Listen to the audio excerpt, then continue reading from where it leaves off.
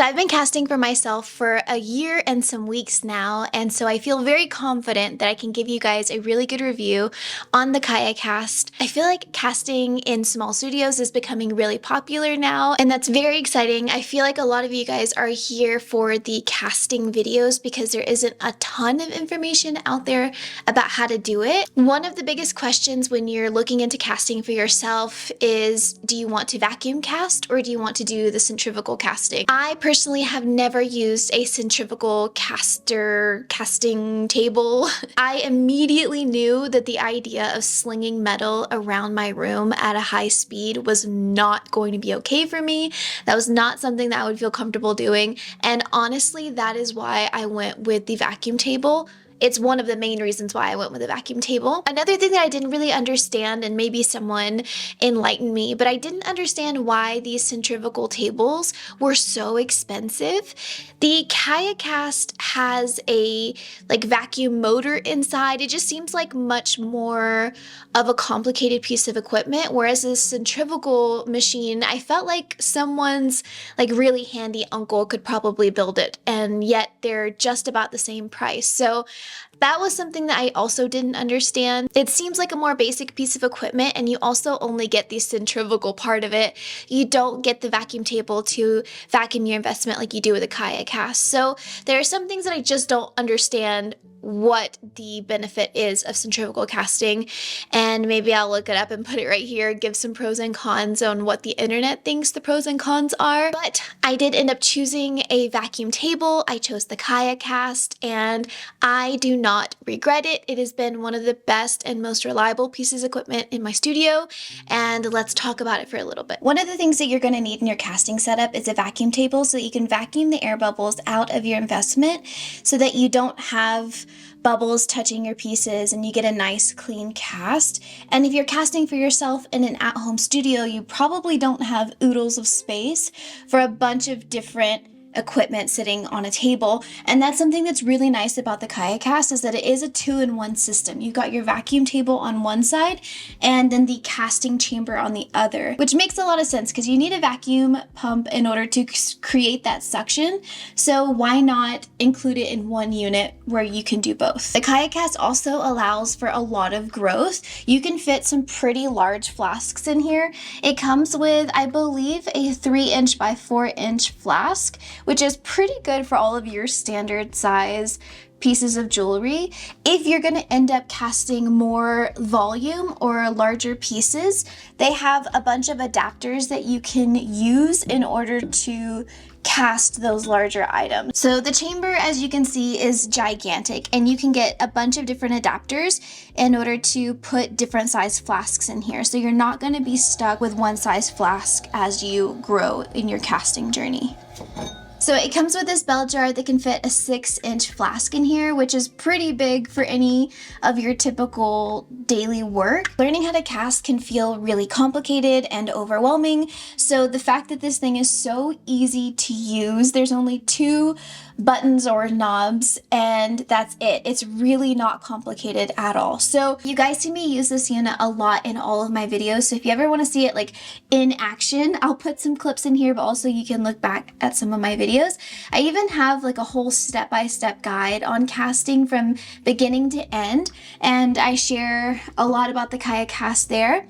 But pretty much you flip it on, and then you're going to turn the knob to point whichever way you want to pull suction. So if you turn it left, you're going to pull suction on the investment side. If you turn it right, you're going to pull suction on the casting chamber side. So I'm going to turn it left, and it's going to pull suction on this side, and you can see I can't move the bell jar.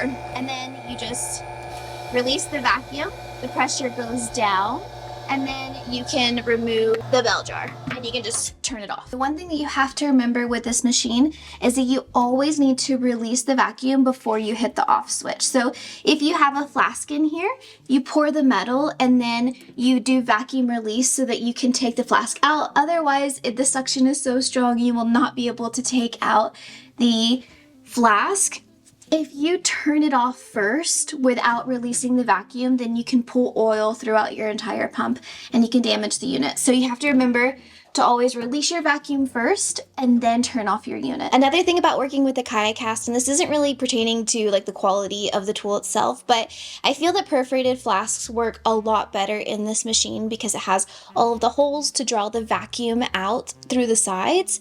I've tried to use non-perforated flasks in here and it's never worked for me. I do think that it is part user error though. I know I've heard that you're supposed to put in some sort of vent holes yourself into the investment before you put it on the vacuum table, but I do think that non-perforated flasks are used more in the centrifugal casting, just from the research that I've gathered. So if you get the KayaCast, just know that the flasks that perform better or more consistently, or you don't have to do anything extra for, are going to be your perforated flasks. If you decide to get the KayaCast, some of the places that I get my consumables for it, so you're gonna need gaskets, you're going to need perforated flasks because you're not always gonna need the giant one, and you're also gonna need sprue bases to fit each different flasks. Not every place has everything that you need. Like for example, sometimes Rio Grande will have the perforated flask that you need, but they won't have the sprue base and they won't have the gasket. Or Jet's Ink will have the sprue base and the flask, but they won't have the gasket. So some of the places that I get my gaskets and flasks and sprue bases from are Rio Grande, which of course is the most expensive one. I will say that their flasks don't really compare to the other ones. They're great quality, but they're way more expensive than Jet's Ink and Guessawin. I'm really sorry if I'm saying that wrong. But they do have packs of gaskets. They do have a larger sticker price. They're in like the $40 to $50 range, but it does come in a pack of like 4 or 5. So it's a better bang for your buck. So I would say get your gaskets from Rio Grande. You can get your silicone gaskets, and I recently, thank you to one of you viewers, let me know about graphite gaskets. And since I've been using those, the life of my silicone gaskets has been extended exponentially. So please, if you're going to be casting in a vacuum table, get some graphite gaskets. Don't just use silicone ones because they burn up too quickly and you could get a bad vacuum one day if your gasket is eaten up and you don't notice. So I would say get your gaskets from Rio Grande. You also can get them from Jet's Ink, although they come, like you have to buy them one per piece, and they're about $7 to $8 a piece. And so when you do the math, it kind of adds up, so you might as well just get the pack from Rio Grande. I like to get my flasks from Jet's Ink and my sprue bases, but sometimes they will be sold out of the sprue base, but they'll have the flask, the ones that fit each other, or vice versa. So if you ever find that one is lacking, you can also go to Guesswin or Justwin. I'm really sorry again, because they also have flasks and sprue bases as well. They also have a large variety of sprue cutters. Side note, I just noticed that today. So if you're looking for a good pair of those, they do have a larger variety than Rio Grande. So that is my mini review of my KayaCast.